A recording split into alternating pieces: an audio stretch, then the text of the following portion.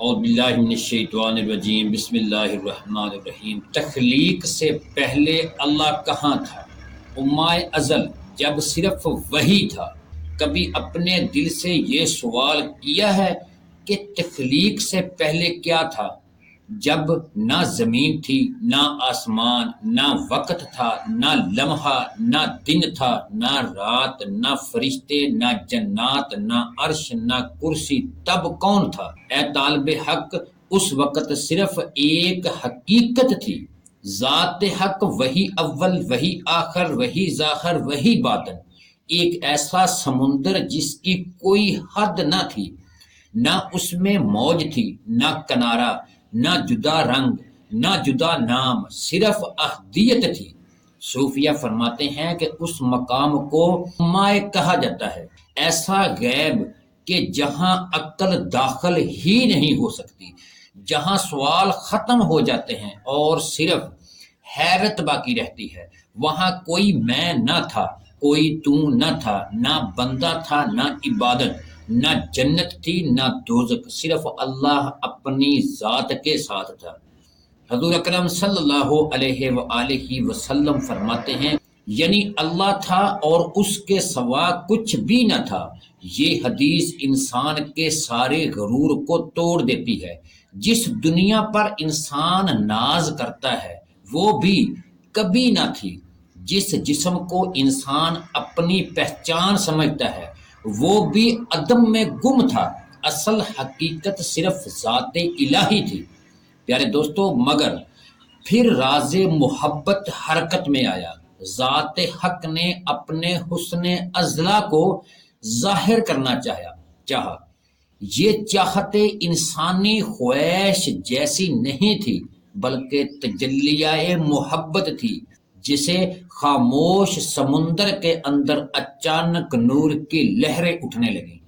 یہی پہلی جنبش تعین اول کہلائی اور صوفیہ اسے نور محمدی صلی اللہ علیہ وآلہ وسلم کہتے ہیں۔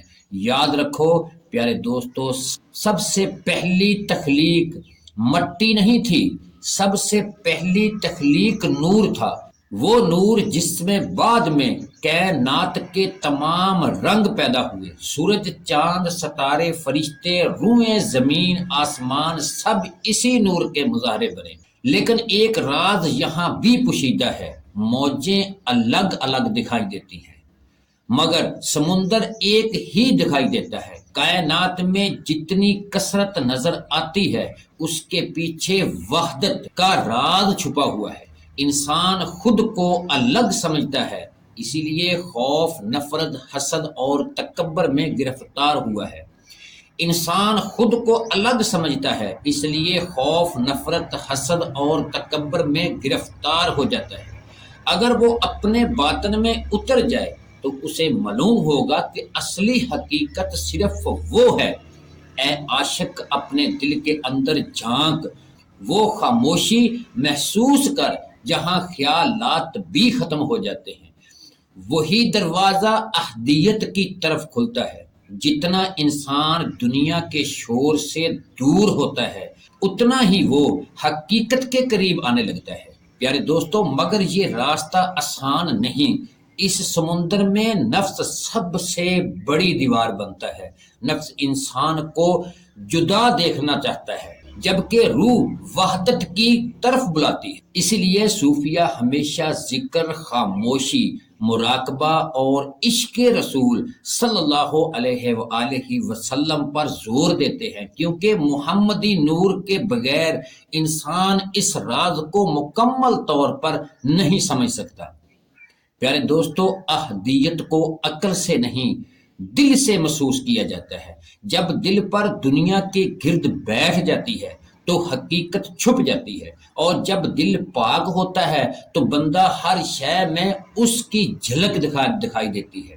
کبھی تنہائی میں بیٹھ کر یہ تصور کرو، اگر سب کچھ فنا ہو جائے، زمین، آسمان، وقت، جسم، نام، رشتے، تو آخر میں کیا باقی رہے گا؟ صرف وہی ذات جس کا نہ آغاز تھا نہ انجام۔ یہی احدیت کا پہلا دروازہ ہے۔ اور اگلے حصے میں ہم اس راز میں داخل ہوں گے جہاں نور محمدی صلی اللہ علیہ وآلہ وسلم کی پہلی تجلی حاضر ہوئی اور کائنات کی تخلیق کا باطنی سفر شروع ہوا۔ پیارے دوستو، کیا واقعی پوری کائنات نور محمدی صلی اللہ علیہ وآلہ وسلم سے پیدا ہوئی؟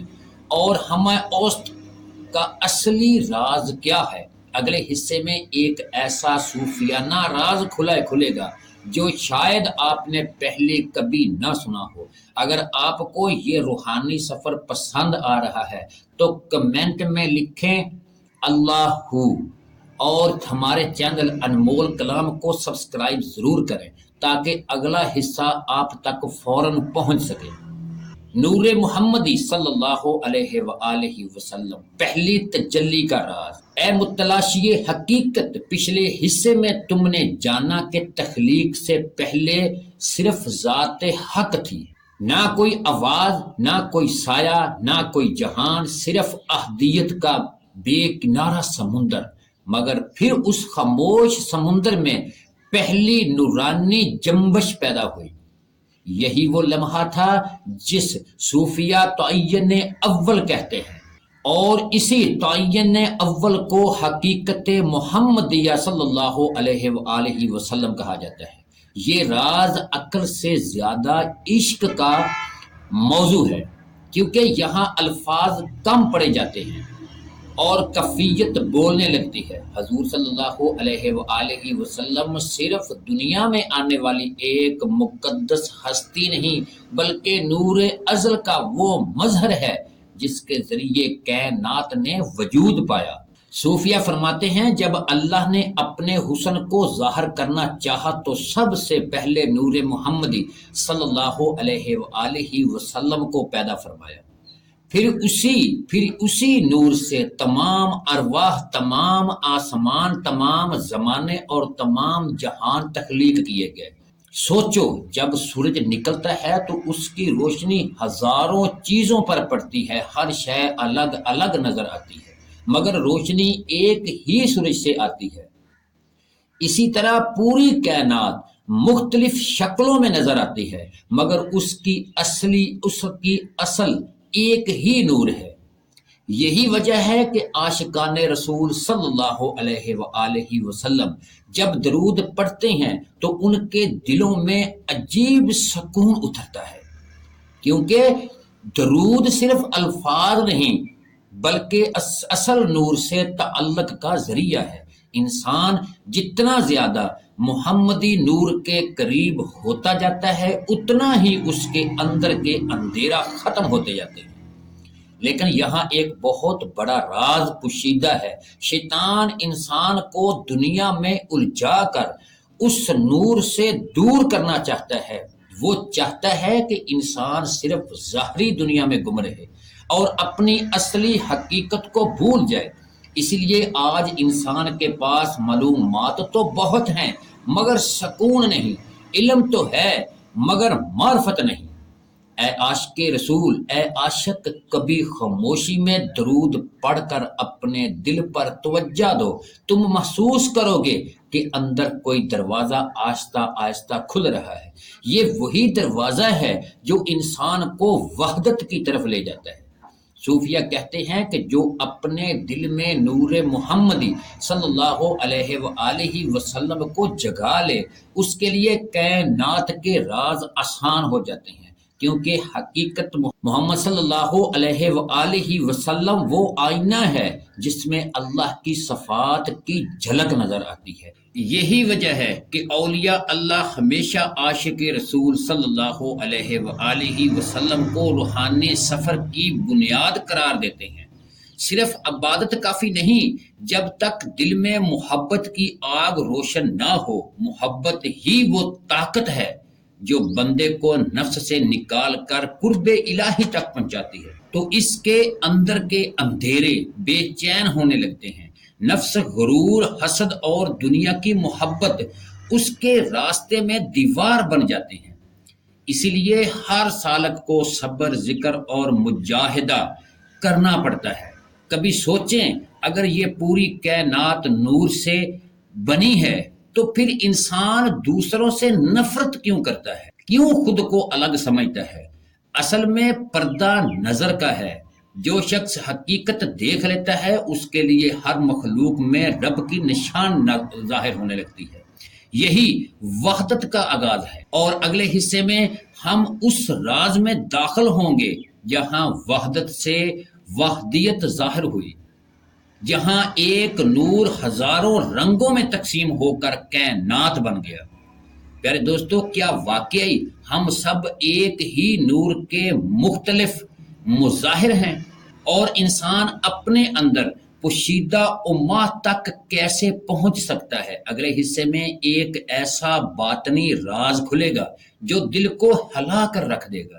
اگر آپ اس روحانی سلسلے کو محسوس کر رہے ہیں تو کمنٹ میں لکھیں یا رسول اللہ صلی اللہ علیہ وآلہ وسلم، اور ہمارے چینل انمول کلام کو سبسکرائب ضرور کر لیں تاکہ اگلا حصہ آپ سے مس نہ ہو۔ پیارے دوستو، وحدت کا ظہور، ایک نور سے ہزاروں جہاں، اے سالک راہ محبت، اب ہم اس مقام میں داخل ہو رہے ہیں جہاں وحدت نے کثرت کا لباس پہنا، جہاں ایک نور ہزاروں رنگوں میں ظاہر ہوا، جہاں سمندر نے موجوں کی شکل اختیار کی مگر اپنی حقیقت میں وہی ایک رہا۔ یہی مقام وحدیت کہلاتا ہے، یعنی وہ مرحلہ جہاں اللہ کی صفات، اسما اور تجلیات الگ الگ صورتوں میں ظاہر ہوئیں۔ پیارے دوستو، پہلے صرف خاموش احدیت تھی، پھر نور محمد صلی اللہ علیہ وآلہ وسلم ظاہر ہوا، اور پھر اس نور سے پوری کائنات کے نقش بننے لگے۔ فرشتے پیدا ہوئے، عرش قلم ہوا، کرسی ظاہر ہوئی، زمان و مکان تخلیق ہوئے، اور پھر انسان کو اشرف المخلوقات کا مقام ملا۔ لیکن یہاں ایک راز ایسا ہے جسے ہر شخص نہیں سمجھ سکتا۔ کائنات الگ الگ دکھائی دیتی ہے مگر اس کی بنیاد ایک ایسی حقیقت ہے جسے درخت کی ہزاروں شاخیں ہوں مگر جڑ ایک ہو۔ صوفیہ فرماتے ہیں کہ کثرت دراصل وحدت کا پھیلا ہوا عکس ہے، یعنی تم جیسے دنیا سمجھتے ہو وہ اصلی حقیقت کا سایہ ہے۔ ہر انسان، ہر آواز، ہر رنگ، ہر لمحہ، سب اسی نور کی مختلف جھلکیاں ہیں، مگر انسان ظاہری پردوں میں اتنا کھو جاتا ہے کہ اصل کو بھول جاتا ہے۔ اے عاشق رسول، کبھی سمندر کے کنارے کھڑے ہو کر لہروں کو غور سے دیکھنا۔ ہر لہر الگ محسوس ہوتی ہے مگر وہ سمندر سے جدا نہیں ہوتی۔ اگر کوئی لہر یہ دعوے کرے کہ میں سمندر سے الگ ہوں تو وہ سب سے بڑی غلطی ہوگی۔ اسی طرح انسان جب خود کو اللہ کی رحمت اور نور سے جدا سمجھتا ہے تو وہ خوف، غرور اور تنہائی میں مبتلا ہو جاتا ہے۔ اصلی معرفت یہ ہے کہ بندہ اپنی حقیقت پہچان لے، وہ جان لے کہ اس کی روح کا تعلق اسی ازلی نور سے ہے۔ اس لیے قرآن بار بار انسان کو غور و فکر کی دعوت دیتا ہے، کیونکہ کائنات کی ہر شے اللہ کی نشانی ہے۔ رات کے اندھیرے بھی اسی کی نشانی، صبح کی روشنی بھی اسی کی نشانی، بارش، ہوا، پہاڑ، دریا، انسان، محبت، انسو، سب اس کی تجلی کے مختلف انداز ہیں۔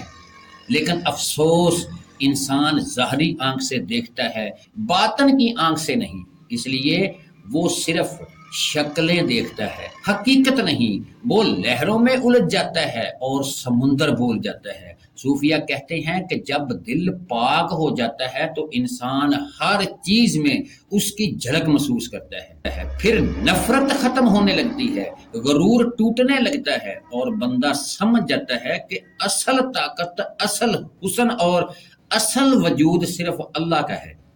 یہی وجہ ہے کہ اولیاء اللہ دنیا میں رہتے ہوئے بھی دنیا کے غلام نہیں ہوتے۔ وہ بازار میں چلتے ہیں مگر دل ان کا اللہ کے ساتھ ہوتا ہے۔ وہ لوگوں سے محبت کرتے ہیں مگر ان کا سہارا صرف رب ہوتا ہے۔ اے سالک، اگر تو وحدیت کا راز سمجھنا چاہتا ہے تو اپنے اندر کے شور کو خاموش کرنا ہوگا، کیونکہ جب تک دل خواہشات سے بھرا رہے گا، حقیقت کی آواز سنائی نہیں دے گی۔ خاموشی اختیار کرو، ذکر کرو، درود شریف پڑھو، اپنے دل کو دنیا کی گرد سے پاک کرو، پھر تم دیکھو گے کہ کائنات بدلتی نہیں ہے، تمہاری نظر بدل جائے گی، اور جب نظر بدل جاتی ہے تو انسان کو ہر شے میں رب کی تجلی نظر آنے لگتی ہے، پھر وہ سمجھ جاتا ہے کہ ہما آست، یعنی سب کچھ وہی ہے۔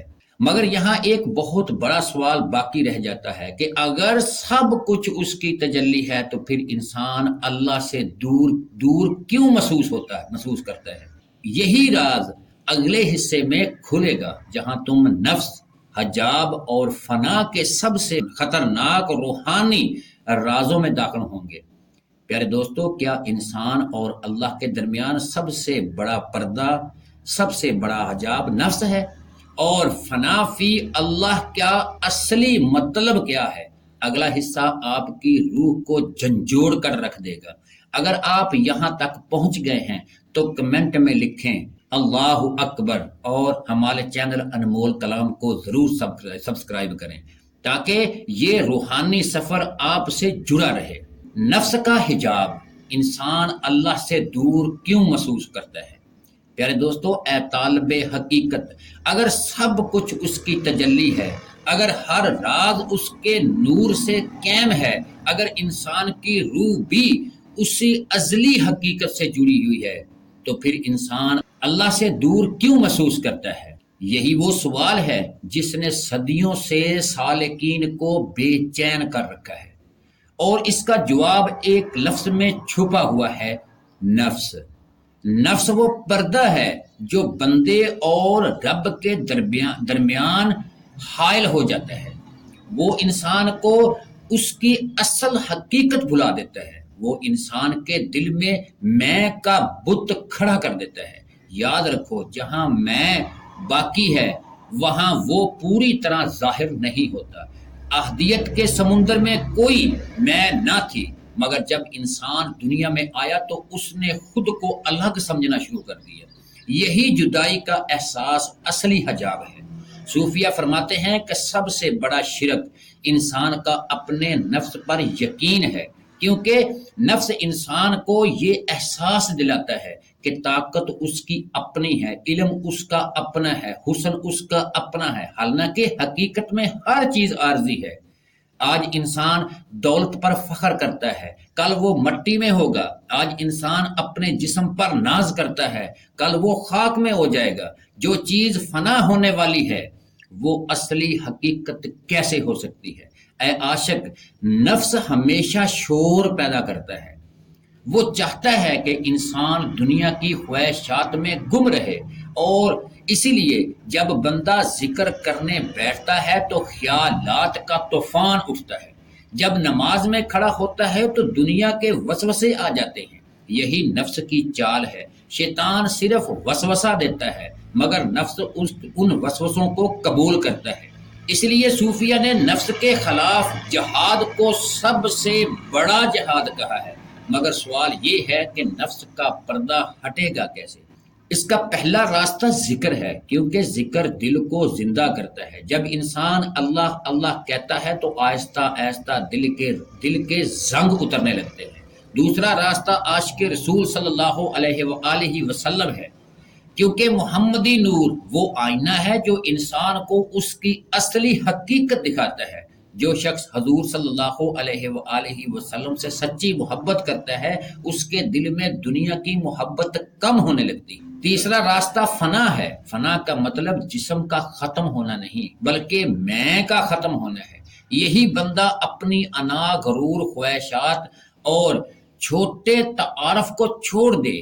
جب میں ٹوٹتی ہے تو وہ ظاہر ہونے لگتے ہیں، پھر بندہ ہر شے میں رب کی قدرت محسوس کرتا ہے۔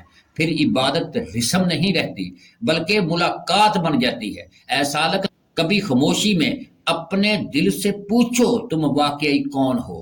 یہ جسم، یہ نام، یہ حیثیت، یہ اس نور کا ایک عکس جو ازل سے موجود تھا۔